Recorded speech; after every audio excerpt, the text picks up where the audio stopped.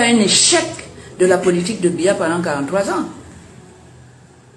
Parce qu'on n'a pas choisi Biya sur la base de sa tribu. Ahidjo n'était pas du tout de cette tranche-là de personnes. Sinon, il n'aurait jamais donné le bâton à un gars du Sud, alors que lui-même était de Nord. Qu'est-ce que ça veut dire? Voilà ce que le 43 de Biya nous ont apporté. C'est-à-dire l'élimination des critères objectifs d'appréciation au profit de tribalisme, etc. machin. Ça, c'est dangereux pour le Cameroun. Quelqu'un qui n'apporte que le critère tribal, il est l'ennemi numéro 1 du Cameroun. Je ne peux pas marcher avec. C'est non. C'est quoi ça? Alors, vous voyez, 43 ans, c'est tout ce qu'on peut te demander. C'est-à-dire que si tu ne votes pas pour Biya, c'est que tu es tribaliste. On te dit carrément ne vote pas pour l'autre parce qu'il est bamileke. Ça ne marche pas avec moi, ça. Le prochain, il fait comme Maurice Kamto avait fait la dernière fois. Je vote pour lui. Je fais une bonne campagne. Je prends des informations sur sa vie privée. S'il aime les gens, s'il reçoit les gens chez lui, s'il est gentil, s'il est généreux. Celui-ci, ce qu'on va quitter, je n'avais pas fait ça. Je n'avais pas fait ça. Et c'est terminé. Je vais faire. On va voir comment tu vis. Tu n'aimes pas les gens, on te vote, on ne te voit plus.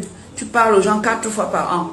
Noël, Nouvel An, fête du 20 mai, 11 février, et quoi encore? C'est juste 3. Alors, 3 fois. Hein? Tu appauvris tout le monde. On voit comment toi, tes jets privés sont de plus en plus sophistiqués, luxueux. Toi, tes enfants et les tiens. Et on n'a même plus d'avion à Camerco. Ou ce qui tient lieu d'avion. L'autre vendredi, j'étais à Yaoundé. On est parti à 7 h du matin. On devait revenir à 17 h. On a quitté l'aéroport international de Yaoundé. Il n'y avait pas un chat d'ailleurs. International de rien du tout. Eh bien, on est arrivé, on est parti de là à 4 h 30 du matin. On est assis à l'aéroport, personne ne nous regarde. Et les gens qui sont partis la veille nous ont dit que on a carrément annulé le vol à partir d'une certaine heure. Voilà, une personne, le président de la République a des avions à tout moment. Ça attend là quand il est ici. Ça attend pour quand il est en Suisse pour le ramener. Et tout un pays n'a pas de compagnie, n'a pas d'avion, ne peut pas se déplacer. Vous savez ce que c'est que la mobilité? C'est ça qui te permet de travailler, d'aller, de venir, de te connecter aux autres et de devenir quelqu'un dans un ensemble. Nous, on ne peut pas bouger. Quand Ahidjo a laissé ce pays, moi je prenais l'avion de Camer pour aller à Paris. C'est des choses qu'on a vécues.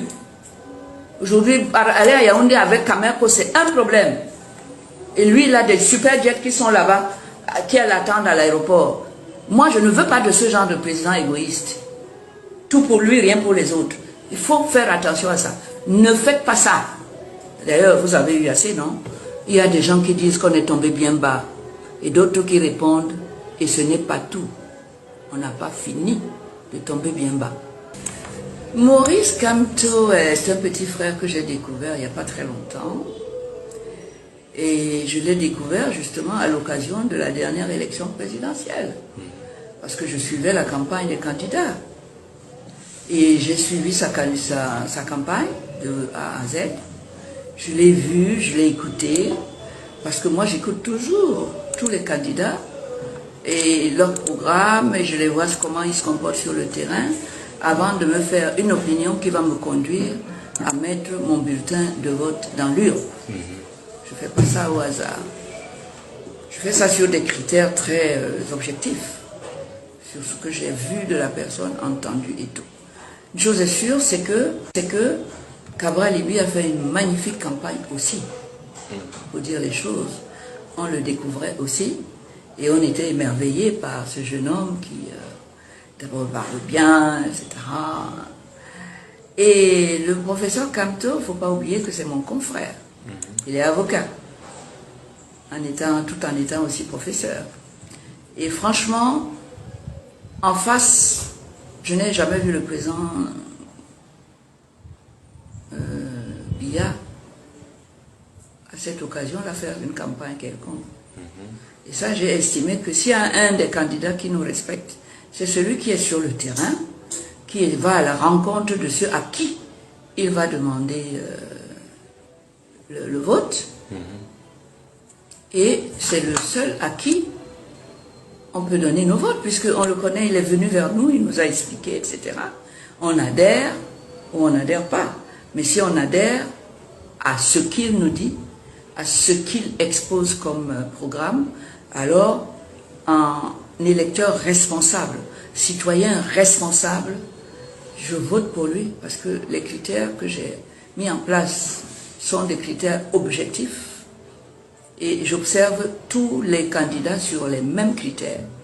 Et à ce moment-là, je choisis celui qui a fait le meilleur, la meilleure offre pour gérer notre pays commun.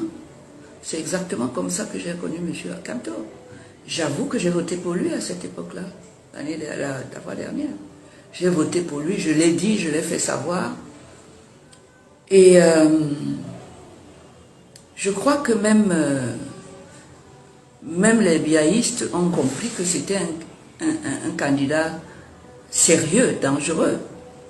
C'est pour ça qu'après ces élections-là, où les résultats ont été contestés, on lui a fait des misères incroyables pour casser son électorat. Et ça, je n'aime pas ce genre de méthode-là. Surtout si c'est vous qui êtes au pouvoir. Vous n'avez pas à profiter de votre position de pouvoir pour mater les autres avec lesquels vous devez être à un moment donné sur un même pied d'égalité et concourir avec les mêmes sujets, les mêmes temps pour composer et le même jury pour vous départager. C'est comme ça que je conçois une élection, comme un examen à l'école. Moi, je n'ai jamais fraudé à un examen. J'ai toujours préparé mes examens en fonction du programme qu'on nous a donné et je suis allé m'exposer devant les jurys ou les correcteurs à partir de ce que j'ai dit par rapport au sujet. C'est comme ça que je veux les élections chez nous.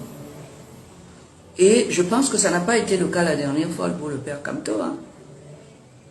Il y a eu des fraudes. Je ne peux pas aller avec les gens qui font la fraude. Ils ne peuvent pas être dans ma compagnie. Je n'ai pas appris ça. Mon père était contre cette façon de faire. Il m'a toujours dit, tu ne vas pas avec les mauvais élèves, les fraudeurs. Je veux que tu travailles. Tu crois à ton travail, tu le fais bien. Et c'est par là qu'on doit te récompenser. Je fais la même chose pour les élections, pour choisir la personne à qui je vais confier ma vie, la vie de mon pays, de mes compatriotes, des enfants, des générations futures. Je ne m'amuse pas avec ça. Tous les critères à partir desquels je te choisis sont objectifs. Je peux les justifier à partir des critères de développement, d'intégrité, de probité. Je n'ai jamais appris que M. Kamto a volé l'argent de quelqu'un. Je sais, je l'ai vu. C'est un très, très grand travailleur. Infatigable. Je l'ai vu pendant sa campagne. Ce sont ces choses-là qui m'ont fait voter pour lui. Alors maintenant qu'on dise opposant par rapport... L'opposant existe parce qu'il y a quelqu'un qui est en charge du travail, qu'on lui confie. C'est normal qu'il y ait des opposants. Jusqu'au jour où lui-même opposant prend la place de l'élu. Et à ce moment-là, je verrai pour les autres opposants comment examiner leur nouvelle candidature pour le juger, lui. C'est ça le jeu démocratique, mesdames et messieurs. Que vous le vouliez ou non. Vous voulez catégoriser les Camerounais en pro-Biya ou en opposant. Qu'est-ce que ça veut dire ça? Je peux m'opposer aujourd'hui à quelqu'un et la fois d'après, je vois qu'il a tenu compte du fait que je me suis opposé de lui pour améliorer ce sur quoi je l'ai critiqué. Et à ce moment-là, je dois le reconnaître. Point barre. D'accord. Maître Alice, ça devient très violent. Très violent même les actes de tribalisme.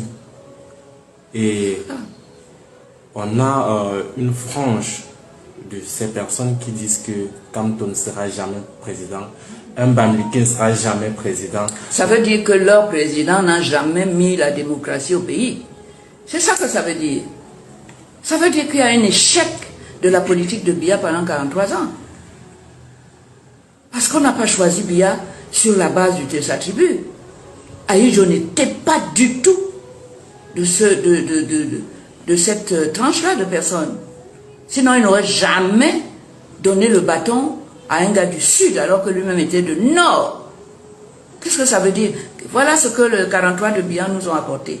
C'est-à-dire l'élimination des critères objectifs d'appréciation au profit de tribalisme, etc. machin. Ça, c'est dangereux pour le Cameroun. Quelqu'un qui n'apporte que le critère tribal, il est l'ennemi numéro 1 du Cameroun. Je ne peux pas marcher avec. C'est non. C'est quoi ça? Alors, vous voyez, 43 ans, c'est tout ce qu'on peut te demander.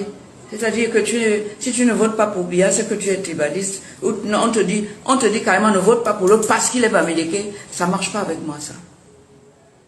Le prochain, il fait comme Maurice Kamto avait fait la dernière fois. Je vote pour lui. Je fais une bonne campagne. Je prends des informations sur sa vie privée.